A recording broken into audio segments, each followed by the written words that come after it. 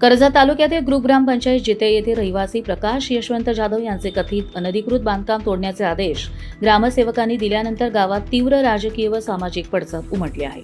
मात्र या एकतर्फी कारवाईला नुकत्याच झालेल्या ग्रामसभेने जोरदार आक्षेप घेत एक महत्त्वपूर्ण ठराव मंजूर केला। यामुळे तुर्तास ही तोडक कारवाई थांबवण्यात आली। ग्रामपंचायत कार्यालयाकडून प्रकाश जाधव यांना 22 जून 2026 रोजी नोटीस बजावण्यात आली।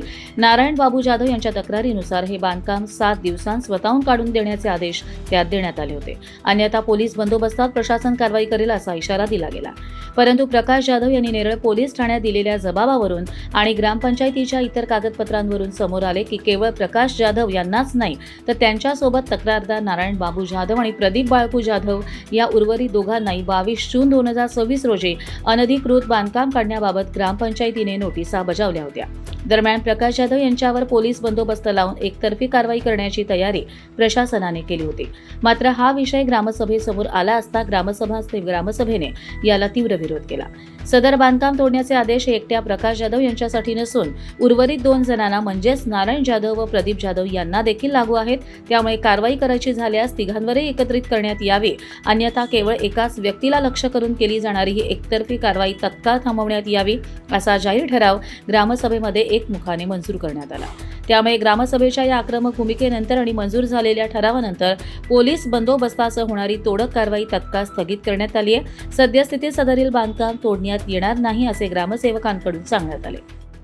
प्रकाश यशवंत जाधव सदर मी जे माझ्या घराचे बांधकाम केलेले आहे, मला ग्रामसेवकांनी परमिशन दिली, त्यामुळे मी माझं घराची भिंत बांधली आणि समोरचे माझ्यावर ऑब्जेक्शन घेणारे नारायण बाबू जाधव तसेच प्रदीप बाळकू जाधव यांनी त्यांच्या नवीन घराचे बांधकाम केले। कुठलीही परवानगी न घेता त्यांनी बांधकाम केलेले आहे आणि मी जेव्हा माझे बांधकाम केले तेव्हा त्यांनी मला अडथळा आणला की तुझं बांधकाम अनधिकृत बांधकाम असल्यामुळे ते मला माझ्यावर नोटीस काढली त्यांनी तोडण्यासाठी। तर मी ग्रामसेवकांना सांगितलं तर ग्रामसेवकांनी ही नोटीस तिघांसाठी काढलेली आहे। तिघांना जी नोटीस दिलेली आहे तोडण्याचं नवीन काम, तिघांचं नवीन काम जे काय आहे ते काढलेले अनधिकृत बांधकाम आहे ते तिघांचे, त्यांनी दोघांनी नोटीस घेतली, परमिशन घेतलेले नाहीये, त्याच्यासाठी ग्रामसेवकने नोटीस काढलेली आहे। आणि जे आजच्या ग्रामसभेमध्ये झालेला ठराव तर त्याने सांगितलंय ते हे सांगितलं कारवाई करायची तर तिघांवर करा।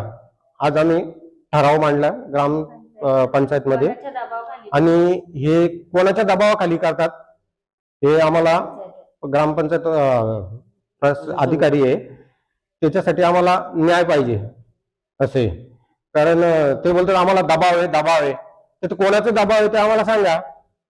मला नोटीस तिघांना आलेली आहे ना, तर तिघांचा नोटीस त्यांनी पाहणी करून ग्रामसभेमध्ये असा निर्णय झालाय की तिघांवर कारवाई केली जाईल। सदरची कारवाई थांबवण्यात आलेली आहे असा ठराव झालेला आहे इथे। आणि आम्हाला न्याय मिळालाच पाहिजे। आमचं एकट्यांचं बांधकाम का तोडलं जाईल?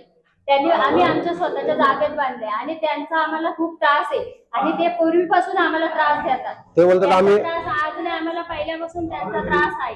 आम्ही नारायण बाबू जाधव यांचा आम्हाला पूर्वीपासून त्रास आहे। आम्हाला पहिला पण आम्ही टॉयलेट बांधलेला तेव्हा पण ते आम्हाला तोडायला लावलं आणि आम्ही दुसरीकडे बांधला। तर आता ते मुद्दामून आमच्या म्हणजे ते राजकारण घडवलंय आमच्या मुद्दामून ते आमचं टॉयलेट बाथरूम आमच्या दारासमोर पाईप काढलेत पूर्ण आणि त्यांचं पाणी पण पूर्ण लीक आहे, सगळं पाणी बाहेर निघतोय।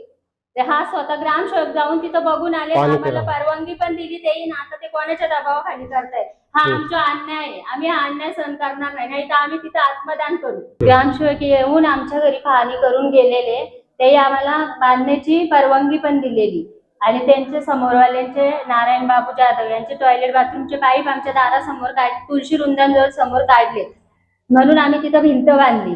तर ते पाणी ग्रामसेवकनी स्वतः बघितलं, पाणी तिथं लीक आहे, तरी पण तेही आम्हाला परवानगी दिली ना। आता हे ते कोणाच्या दबावाखाली आमच्यासाठी काही लेटर काढलाय आमचं बांधकाम तोडण्यासाठी, याचा आम्हाला ते कोणाच्या दबावाखाली करत आहे याचा आम्हाला हे पाहिजे, न्याय पाहिजे। कर्जत लाईव्ह साठी महेश भगत, नेरळ।